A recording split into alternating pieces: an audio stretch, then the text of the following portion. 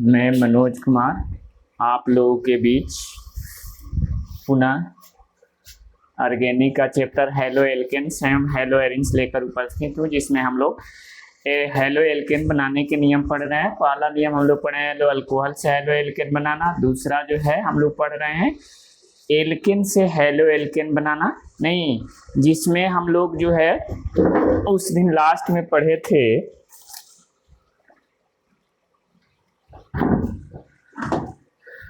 उसमें हम लोग लास्ट दिन पढ़े थे कि एल्केन से कैसे हेलो एल्केन बनाया जाता है। तो उसमें हम लोग पढ़े थे कि जब एल्केन की अभिक्रिया है ना हाइड्रोजन के साथ भिन्न भिन्न स्थितियों में कराया जाता है तो हेलो एल्केन प्राप्त होता है। और ये रिएक्शन हम लोग उस दिन लिख लिए थे। देखिए अब फ्लोरीन क्लोरीन ब्रोमीन आयोडीन है, जहाँ एक्स का मतलब। तो अब हम फ्लोरीन क्लोरीन ब्रोमीन में सबसे पहले जो है हम लोग क्लोरीन लेकर जो है ना एल्केन बना रहे हैं, यानी क्लोरो एल्केन बना रहे हैं। देखिए एल्केन का क्लोरीनीकरण, जब एल्केन का सूर्य प्रकाश से, इसीलिए लिखा है भिन्न भिन्न स्थिति में अलग अलग स्थितियों में अलग अलग क्या होगी अभिक्रियाएं होगी।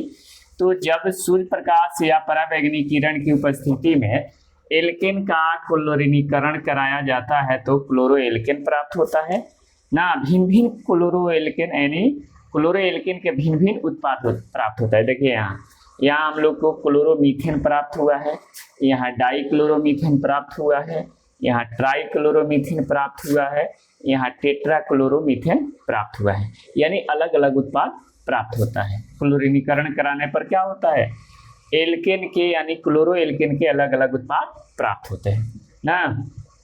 यहाँ हम लोग HB यानी अल्ट्रावायलेट किरण, यानी HB मतलब हम लोग क्या पराबैंगनी किरण की उपस्थिति में अभिक्रिया कराए हैं, यहाँ सनलाइट भी लिख सकते हैं। उसके बाद ब्रोमीकरण, देखिए क्लोरीनीकरण हाइड्रोजन के यानी एक्स के जगह पर आप क्या ले सकते हैं फ्लोरीन क्लोरीन ब्रोमीन। और क्लोरीन फ्लोरीन ब्रोमीन लीजिएगा तो ये अलग अलग स्थिति में यानी अलग अलग जो है ना स्थितियों में यह क्या करेगा अलग अलग उत्पाद बनाएगा। देखिए यहाँ स्थिति का मतलब है कि यहाँ हम लोग सनलाइट या क्या लिए हैं यानी पराबैंगनी किरण ले सकते हैं, जबकि वहीं एल्केन का ब्रोमीकरण जब कराए हैं नहीं तो यहाँ हम लोग उष्मा लिए, क्या लिए हैं उष्मा, ठीक है। वहीं जो हम आयोडीकरण कराएंगे तो यहाँ आपको जो है नहीं कोई दूसरा पदार्थ लेना पड़ता है, उष्मा नहीं बल्कि हम लोग क्या करते हैं पहले आयोडीन का निर्माण कर लेते हैं ना नाइट्रिक अम्ल से या आयोडिक अम्ल से, तब जो है रिएक्शन कराते हैं तो वह दंती यानी रिवर्सेबल रिएक्शन के रूप में हम लोग को आयोडो एल्केन यानी कि आयोडो एल्केन प्राप्त होता है। यहाँ आयोडो एल्केन की जगह इसको क्या लिख सकते हैं मीथेन लिख सकते हैं, आयोडो मीथेन इसका नाम है, आयोडो एल्केन उसका जो है कॉमन नेम हो जाएगा, ठीक है। तो चलिए यहाँ हम लोग क्या एल्केन के ब्रोमीकरण कराए हैं। तो जब एल्केन का ब्रोमीकरण 573 से 773 केल्विन ताप पर कराया जाता है तो ब्रोमे एल्केन प्राप्त होता है। जैसे कि देख सकते हैं एल्केन है ब्रोमीन है उष्मा दिए हैं, ठीक है उष्मा दिए हैं तो हमको क्या मिला है ब्रोमो एल्केन मिला है। फिर यहाँ इथेन है ब्रोमीन है उष्मा दिए हैं तो क्या मिला है ब्रोमो इथेन मिला है, ठीक है। यहाँ हम एल्केन के जगह पर क्या लिए हैं एल्केन के जगह पर हम इथेन ले लिए हैं, ठीक है। इस रिएक्शन में हम एल्केन लिए हैं या इसमें क्या लिए हैं एल्केन के जगह पर हम इथेन ले लिए हैं, ठीक है। तो हमको क्या मिला है अरे इथेन लिए हैं तो ब्रोमो इथेन मिलेगा, ठीक है। उसके बाद आयोडीकरण यानी आयोडीकरण तो यहाँ लिखा हुआ है जब एल्केन का आयोडीकरण कराया जाता है तो उत्क्रमणीय अभिक्रिया के रूप में आयोडो एल्केन प्राप्त होता है, लेकिन इसमें आयोडीन ना आयोडीन माने I2 आयोडिक अम्ल या नाइट्रिक अम्ल से पहले प्राप्त होता है। देखिएगा यहाँ नाइट्रिक अम्ल से आपको आयोडीन प्राप्त हुआ है, जबकि यहाँ आयोडीन कौन सी से प्राप्त हुआ है आयोडिक अम्ल से प्राप्त हुआ है। और यही दोनों में से कोई यहाँ आयोडीन जो है उसके बाद मीथेन से आयोडीन जो इस दोनों में से कोई विधि से प्राप्त हुआ होगा उससे हम लोग क्या किए हैं यहाँ जो है आयोडीन की अभिक्रिया मीथेन से कराए हैं तो आयोडो मीथेन कह सकते हैं या आयोडे एल्केन प्राप्त हुआ है, ठीक है। उसके बाद एल्केन का फ्लोरीनीकरण यानी फ्लोरीनीकरण जो है एल्केन का वो संभव नहीं होता। यहाँ लिखा हुआ है कि एल्केन का फ्लोरीनीकरण नहीं हो जाए के बाद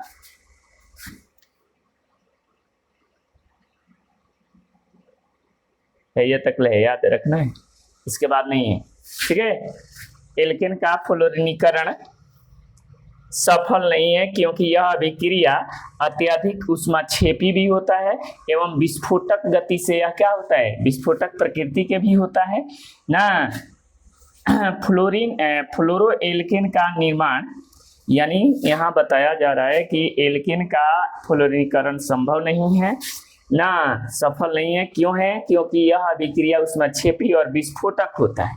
दूसरा बात लिखा गया है कि अकार्बनिक, यानी अकार्बनिक हाइलाइड इतना के ना साथ गर्म करके यहाँ क्या बनाया जा सकता है, फ्लोरो एल्केन बनाया जा सकता है ना, तथा यह अभिक्रिया क्या कहलाती है, फ्लोरो एल्केन का निर्माण जो है स्वास्ट यानी कि स्वार्ट्ज ना अभिक्रिया कहलाते हैं। फ्लोरो एल्केन के निर्माण जो है अकार्बनिक यौगिकों के साथ गर्म करके एल्केन के बनाया जाएगा, तो उसको क्या कहा जाएगा, देखिए दे अकार्बनिक यौगिक ये है। अकार्बनिक यौगिक में यहाँ क्या लिए हैं, HgF2 लिए हैं, AgF लिए हैं, इसमें से कोई ले सकते हैं। यहाँ हम लोग क्या किए हैं, देखिए HgF2 जो है अकार्बनिक यौगिक लेके या क्लोरो एल्केन का क्या किए हैं हम लोग, यानी कि अभिक्रिया कराए हैं, यानी गर्म किए हैं, लेकर गर्म करने से होगा तो आपको फ्लोरो एल्केन यानी मीथेन प्राप्त हुआ है, चाहे इथेन प्राप्त हुआ है, इथेन लिए हैं तो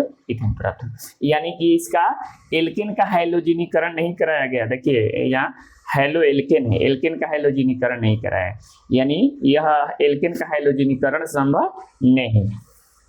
उसके बाद पहला हम अभी चर्चा किए हैं कि पहले क्या बनाया जाता है, पहले जो हम लोग एल्केन से थे हैं अल्कोहल से बना है हैलो एल्केन, उसके बाद हम लोग जो है नहीं एल्केन से अभी बता दिए, पहले अल्कोहल से हैलो एल्केन बनाए हैं, तब एल्केन से हैलो एल्केन बना रहे हैं।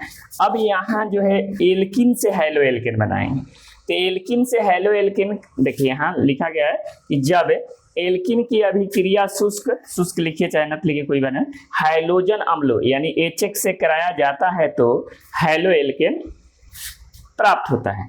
देखिए HX के जगह पर आप क्या ले सकते हैं, हाइड्रोजन या हाइड्रोक्लोरिकम, हाइड्रोब्रोमिकम, हाइड्रोजन हाइड्रोआयोडिकम, ठीक है, ले सकते हैं, ठीक है। चाहे इसको पढ़ते हैं hydrogen chloride, hydrogen bromide, hydrogen iodide ले सकते हैं, ठीक है। अब देखिए तो ये आपको एल्किन हो गया, एल्किन का स्ट्रक्चर इसी तरह से लिखा जाता है, इसकी अभिक्रिया HX से कराया गया है, सूत्र है। तो देखिए यहाँ लिखा गया है कि यहाँ देखिएगा कि डबल बॉन्ड आपको क्या होता है, डबल बॉन्ड ब्रेक डाउन होता है और सिंगल बॉन्ड में कन्वर्ट होता है। तो यहाँ डबल बॉन्ड एगो यथी होता है तो एगो यहाँ बढ़ता है, डबल बॉन्ड ब्रेक डाउन होता है। तो देखिए यहाँ दुइये गो बॉन्ड है पहले से, अब एगो यहाँ 1 2 3 गो बॉन्ड हो गया, यहाँ भी 3 गो बॉन्ड हो जाता है। और इसमें जो HX जो होता है वह देखिए H जुड़ा है या X जुड़ा है।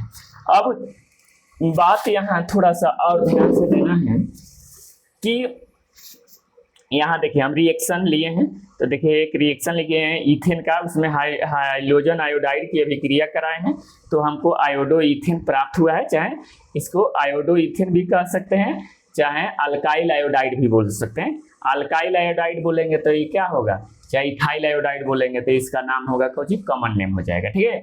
अब देखिए दूसरा एग्जाम्पल, यानी कि आप देखिएगा तो पहले हाइड्रोजन जुड़ा है, उसके बाद हाइड्रोजन जहाँ डबल बॉन्ड रहेगा वो जाके डबल बॉन्ड ब्रेक डाउन होगा, तो पहले वाले कार्बन के साथ डबल बॉन्ड के पहले वाले कार्बन के साथ हाइड्रोजन जुड़ा है और बाद वाले कार्बन के साथ हाइड्रोजन जुड़ा है, माने X जुड़ा है। तो देखिए उसके अनुसार देखिए यहाँ आपको 2 गो पहले हाइड्रोजन है, यहाँ 3 गो हो गया, यानी हाइड्रोजन जुड़ गया, यहाँ 2 गो था तो 2 गो है, लेकिन एगो हाइड्रोजन है जुड़ गया, ठीक है। जो एगो कार्बन था हाइड्रोजन था तो एगो था, और यहाँ एगो आयोडीन जुड़ गया है, यानी इसके पहले वाले के साथ हाइड्रोजन जुड़ा है और दूसरे वाले के साथ हाइड्रोजन है तो जुड़ा है नहीं। लेकिन ये दूसरे रिएक्शन में आप देखिएगा तो एक पर ऑक्साइड लिखा गया है, तो इसमें देखिएगा तो हाइड्रोजन जो है ये ब्रेक डाउन देखिए, यानी इसके साथ नियम के अनुसार ये इस नियम के अनुसार इसके साथ जुड़ना चाहिए H ना, और इसके साथ क्या जुड़ना चाहिए, X जुड़ना चाहिए, X के जगह यहाँ ब्रोमीन जुड़ना चाहिए, ठीक है। तो लिखिए नीचे वाले में तो रूल पालन हुआ है, यहाँ एगो हाइड्रोजन है तो यहाँ दूगो हो गया, हाई तो जेम कहते हैं, यहाँ डबल बॉन्ड हटता है वहीं जुड़ता है, ठीक है। तो यहाँ पे है तो जुड़ा है यहाँ, और यहाँ जो है उतने हैं, यहाँ इसके साथ ब्रोमीन जुड़ गया है। लेकिन ऊपर वाला में दो तरह से लिखा गया है, देखिए ए और ए, ठीक है। यानी एगो 2 ब्रोमो प्रोपेन प्राप्त हुआ है, एगो 1 ब्रोमो प्रोपेन प्राप्त हुआ है। अब दोनों में देखिए अंतर क्या है। यहाँ देखिएगा तो 2 पर जुड़ा है ब्रोमीन, इसमें जो देखिएगा तो 1 पर ब्रोमीन जुड़ा है ना। तो इसमें हम लोग आता है एक पर ऑक्साइड प्रभाव, जो 11th में भी हम लोग पर ऑक्साइड पढ़े हैं नहीं, और यहाँ भी आपको पर ऑक्साइड प्रभाव, आज तो यहाँ बोर्ड पर नहीं हटा इसलिए पर ऑक्साइड प्रभाव का हम लोग चर्चा नहीं किए। उसको मार्कोनिकाफ का नियम के नाम से जाना जाता है, पर ऑक्साइड प्रभाव का नहीं। यानी कि अगर एल्कीन जो है कौन चीज से अभिक्रिया कर रहा है, एल्कीन जो है एल्कीन जो है अगर अभिक्रिया हाइड्रोजन अम्लों के साथ जो है पर ऑक्साइड के प्रभाव में कर रहे हैं, पर ऑक्साइड की उपस्थिति में करेगा, तो आपको जो है क्या ये नियम का पालन करेगा, यानी पहले हाइड्रोजन और बाद में हाइड्रोजन जुड़ेगा। लेकिन वहीं अभिक्रिया अगर पर ऑक्साइड की अनुपस्थिति में होगा तो पहले हाइड्रोजन जुड़ेगा बाद में हाइड्रोजन जुड़ेगा, जो कि इसमें हुआ है। हाइड्रोजन इसके साथ है तो जुड़ गया है और बाद में हाइड्रोजन जुड़ा है ना। यानी कि नियम यह कहता है, मार्कोनिकाफ नियम ना, कि कोई अभिक्रिया यानी एल्कीन की अभिक्रिया जब हाइड्रोजन अम्लों के साथ कराते हैं, जब एल्कीन की अभिक्रिया हाइड्रोजन अम्लों के साथ कराते हैं तो हाइड्रोजन माने H वहां जुड़ता है जहां क्या होता है, हाइड्रोजन की कमी होती है। देखिए हाइड्रोजन माने H की कमी होती है। जैसे यहाँ देखिए डबल बॉन्ड हट रहा है तो इसमें और इसमें पूछा जाए किसमें हाइड्रोजन कम है, तो इसमें हाइड्रोजन कम है, ठीक है। तो इसके साथ मार्कोनिकाफ नियम के अनुसार या पर ऑक्साइड प्रभाव के नियम के अनुसार यहाँ H जुड़ेगा और यहाँ क्या जुड़ेगा, X जुड़ेगा। एक कहता है कौन मार्कोनिकाफ का रूल नहीं, तो वही रूल के अनुसार देखिए हाई मार्कोनिकाफ रूल के अनुसार ही लिखा गया है। चाहे ये देखिए यहाँ पर ऑक्साइड प्रभाव आया मार्कोनिकाफ के नियम, तो यहाँ देखिएगा तो देखिए यहाँ ये डबल बॉन्ड वाला जमुना के बीच कार्बन कार्बन का होता है, उसके लिए वहीं पर ये जो रूल लागू होता है वो लागू होता है। तो देखिए यहाँ आपको है दे हाइड्रोजन की कमी थी यानी ना, तो यहाँ हाइड्रोजन जुड़ा है दे, यहाँ एक हाइड्रोजन था तो जुड़ गया है, 2 हो गया है नहीं, इसमें अधिक था, ये दोनों में कंपेयर किया जाता है, इसके पास अधिक है हाइड्रोजन तो उसके साथ क्या हुआ है, हाइड्रोजन जुड़ गया है। तो हाइड्रोजन वहीं जुड़ेंगे जहाँ हाइड्रोजन की कमी होगी, यानी डबल बॉन्ड ब्रेक डाउन होगा। तो कल चर्चा स्पेशली हम जो है मार्कोनिकाफ नियम या पर ऑक्साइड प्रभाव की चर्चा करेंगे नहीं। आज के वीडियो में आज इतना ही। इसको सभी विद्यार्थियों से यह ना रिक्वेस्ट है कि आप लोग हर दिन जो है जितनी पढ़ाया जा रहा है उसका नोट्स बनाते चलिए नहीं, क्योंकि भविष्य में काम आएगा।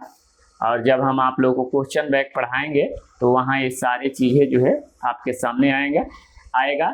सबसे टफ क्लास आपको केमिस्ट्री में जो होता है उसका नाम है ऑर्गेनिक केमिस्ट्री नहीं। एक टफ क्लास होने का कारण क्या है, इसमें रिएक्शन जो है बहुत ज़्यादा आते हैं, रिएक्शन बच्चों को याद रहता ही नहीं है, ज़्यादातर रिएक्शन याद करना संभव नहीं होता है, इसलिए थोड़ा सा टफ क्लास का हो जाता है नहीं।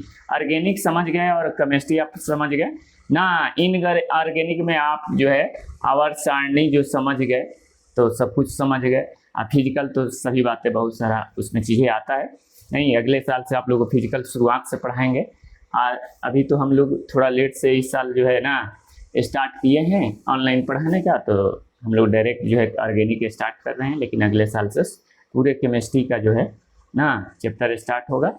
तो आज के क्लास में इतना ही, क्योंकि आज जो है हम आप लोगों को बताए थे कि मैथ में जो है हम लोग क्वेश्चन जो है पेपर 24-25 को सॉल्व करेंगे, लेकिन अभी हमारे पास जो है क्वेश्चन उपलब्ध नहीं हो पाया है पेपर, इसलिए जो है हम आज जो है आप लोगों को जो है इन्वर्स का चैप्टर स्टार्ट करेंगे। 2-3 दिन में वो जितने भी इन्वर्स के चैप्टर है सबको जो हम क्या करेंगे 2-3 वीडियो में उसको कंप्लीट करेंगे। आज के लिए बस इतना ही, धन्यवाद।